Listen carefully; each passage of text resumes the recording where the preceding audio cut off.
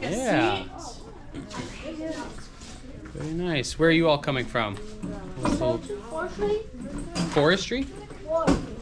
We had a break right before this. Oh, We're gotcha. coming from Okay. Snap. Nice. Okay. That's the best one. Hello, everybody. Welcome. My name is Keller. I work. I'm with Southern New Hampshire University, but I make videos. In case you couldn't put two and two together. Yeah, it's new. Exactly. I do a lot of. I've done a lot of things in my career. I've done movies. I've made a lot of television. I've also just done a lot of corporate media, so that's like commercials that they put on their website for YouTube, TikTok, whatever, all that stuff. And then I've done like wedding videos and things like that. But I've been doing that for about 10 or 15 years professionally, but I started making videos when I was actually much younger than even you guys are here. But I really got into it when I just started realizing that I had an opportunity to like make stuff that people would maybe hopefully watch, which was kind of an interesting thing. And how I got to be able to have my job now and all of that was quite honestly just a lot of practice. So really about 10 years ago is when I got really serious about wanting to get better to a point where I could really provide a valuable service. And so I decided to, just as a challenge to myself, not to try to make money or anything, but just to get better, I decided I was going to make a video every single day. And so I would wake up, I would film something, I would edit it, and I would upload it to YouTube. Didn't matter the views or anything, and I did that every single day for 365 days. And I got to the end of it, and I was like, wow, that was a lot of fun. I'm just going to keep doing it. So I actually still do that to this day. I'm about to hit 3,000 days in the end of this month, which will be, I think, about 9 years. So, but you know, it's been a lot of fun. It's been a challenge, but it has also led me to do a lot of cool things because I started with just like, okay, I don't have any friends to like make a movie with, so I'll just start filming things around me. And I was really into history, so I just started going around New Hampshire and being like, hey, that's a cool statue. Who is that person? Or when was this bridge built? And I would make videos about that. If I went to a place that like I really like their sandwiches, I would just go to whoever's working there and be like, hey, do you mind if I just make a video about your restaurant and talk about how much I like your sandwiches? And just that opened the door to making a lot of connections, meeting a lot of people, getting much better at what I was doing, because I made a lot of bad things. But because I kept going, even though I was making some bad stuff, I just kept getting a little bit better each time. And it also helped me develop an ability to go into stores and talk to people and sort of sell myself and to be like, hey, I want to make a video for you and all of that. And it got me a couple opportunities on some movies and some local productions. It got me involved with a group called Recycled Percussion. If any of you have ever been to one of their shows, they like drum on buckets and ladders and things. They were trying to make a TV show, so I helped them develop their TV show called Chaos and Kindness, and I did that for about 3 years. And it actually is what led me to win this Emmy here, which I don't know if any of you know what an Emmy is. It's basically, there's like a group of people that watch every TV show, and they give trophies based on like which ones they like a lot and what they like best. And even though I was making a lot of stuff on some really fancy equipment at the time, this particular episode that I won for my editing work on was actually all filmed on a cell phone. So it's just a perfect example of how you can make like some really cool stuff and do some really powerful stories with just what you have in your pocket. I actually do a lot of filming like for my dailies and stuff just on like my old grandma's old phone that doesn't even make phone calls anymore. I just film on it and edit it. And so like a lot of the work is really less about like the fancy cameras and the lights and everything, and more about finding unique ways to sort of look outside of the box. So, do any of you watch like YouTube, or what kind of stuff do you like to watch? Yeah. Movies. Movies, okay. TikTok and YouTube. TikTok and YouTube, nice. YouTube, nice. And you? What kind of stuff? Amazon. Amazon Prime, all right, like that. Yeah, there's I'm sure there's a little creator that maybe some of you have heard of called Mr. Beast. I don't know. Yes. Yeah. Okay. Yeah. So if you, obviously he's huge. I think like half of the planet has now seen a Mr. Beast video. Numbers, Oh, okay. Yeah. like Dragon Box. Yeah. You don't have to make movies. I do. I just don't usually have the money or the time to make a full movie. But yeah, but like Mr. Beast is a great example. You know, if you may or may not remember, but he really got his big start on YouTube. One, he was making Minecraft videos with his friends at the time, and then I made my YouTube channel. and then he so he started making Minecraft, and then he like literally sat in front of a camera and counted from 1 to 1 million.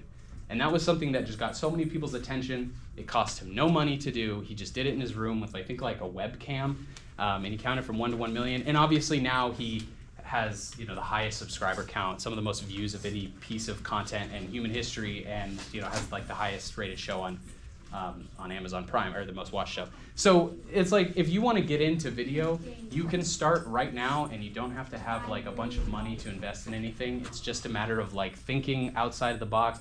One of my favorite kind of rules that I like to apply is that anytime I'm making something that I feel like, oh, no one's into this, I think, well, am I into this? Well, then somebody's bound to also be into it. And so sometimes putting things online or making something for somebody that you think like, I don't know if they're gonna like it, but I think it's really good, you'd be surprised as to how many you know, surprising opportunities that you can have while doing that. So what I do primarily now, like I mentioned, I work for Southern New Hampshire University, is I do a lot of their internal communications. So my title is Assistant Director of Video and Creative Communications.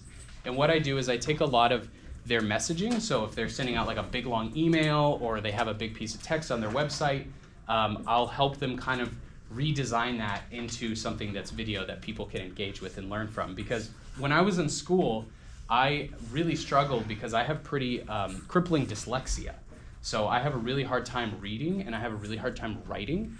And I could tell, because now there's a lot more like video accessibility in classrooms, but back at that time it was a lot of just textbooks and things.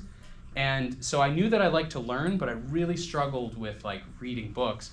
But I realized if I watched a documentary, suddenly I could learn so much, and I could, you know, understand, and I felt inspired. So that was sort of what I started doing in school, was just asking my teachers if I could do instead of writing a paper, if I could do a video about what we were learning about.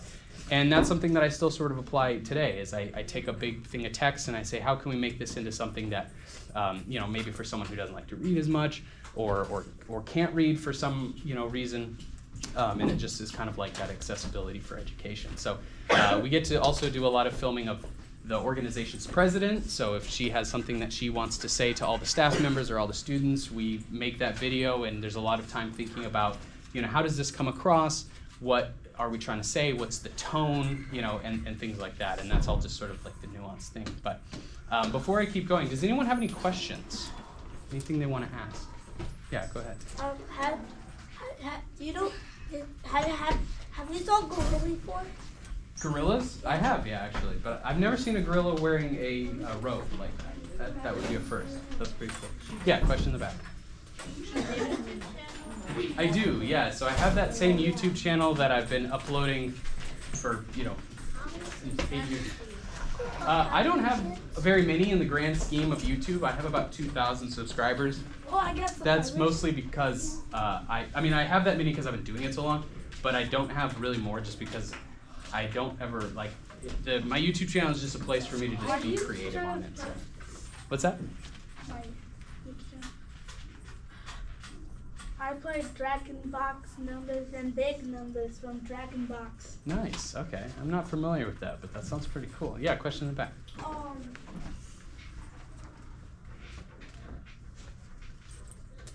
forgot. That's all right. I can come back to you if you think of it. Just let me know. Yeah, over here. Are you filming us right now? I am not filming you right now. I am filming myself, just talking, just because, again, I film pretty much all of my life at all given times as a psycho. But I'll talk a little bit about some of the equipment that I have up here. First of all, so this is a giant light. Somebody in the last classroom said I thought it was perfect, that it looks like a giant balloon. It's also, it's actually called an umbrella. But it kind of looks like a sun. It is. And so this is a big light. This is called an aperture light. This is when you see most interviews and things, this is what they're lighting with. I'll show you, it gets pretty bright. So if we crank it all the way up here. That's a sun? It looks like a sun. Yeah, it kind of can act like a sun. And this isn't even close to the most bright versions of this they have. Now this is where it's going to get really bright. So if I take off this thing that's called a diffuser, it's really harsh, and I wouldn't recommend looking directly into it. Although it's not as bright as the sun, I still wouldn't recommend looking into it. So a lot of the times when I'm filming people, they have to sit like right here, and I'm filming them right here. And their eyes do adapt to it slowly, but it's pretty intense. And that diffuser just helps soften the light, so A, it's not blinding them, and B, it doesn't have so many shadows, because shadows don't make people look as good. Yeah.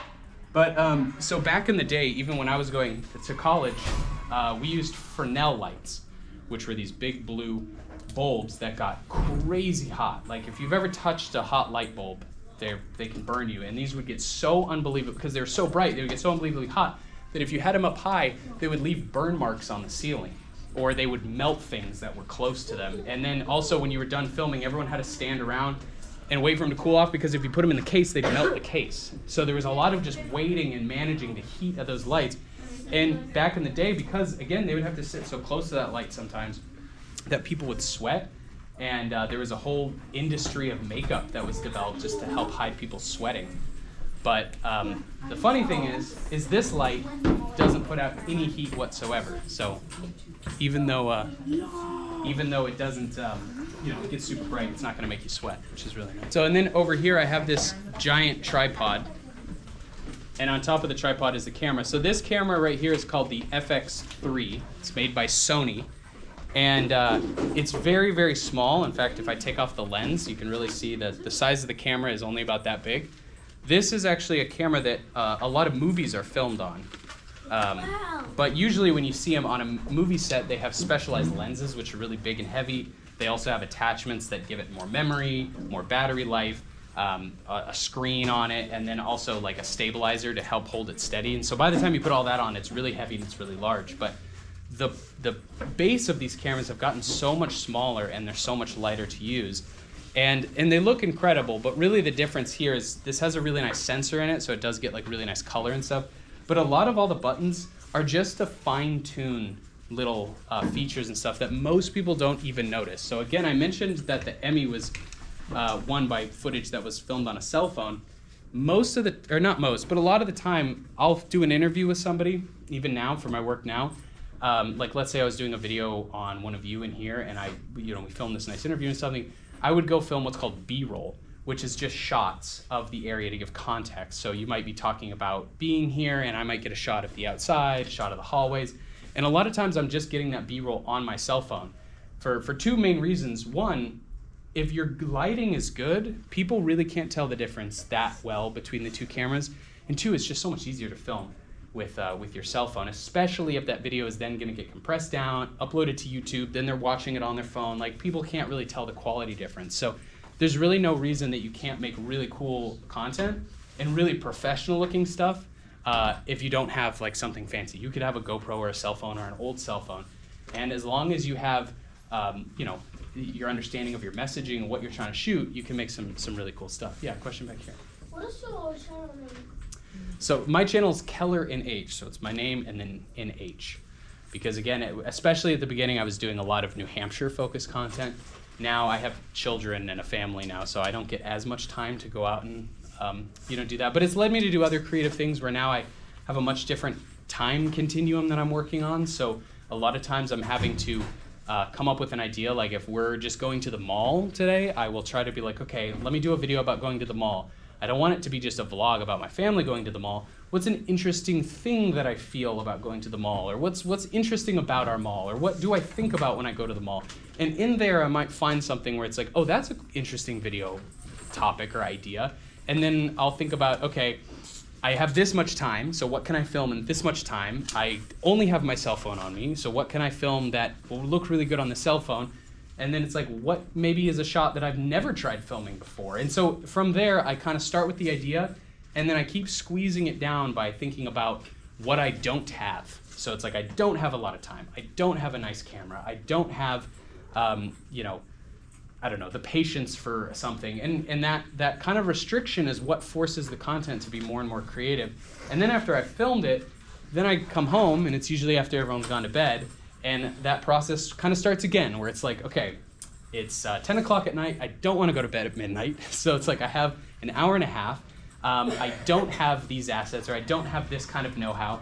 And again, I'm thinking about like, how am I going to do this differently? What's going to be something that challenges myself, but also is like realistic? It's like I can't ask myself to make a masterpiece in an hour. So it's a balance. And that really comes again from just the practice. And that's why making a video every day is so valuable to me, because I get that practice in the privacy of my own head, and it's not when there's money and reputations on the line. Because if I make a bad daily video, who cares? I just throw it up there, and it's just part of the daily challenge, and it's part of my journey.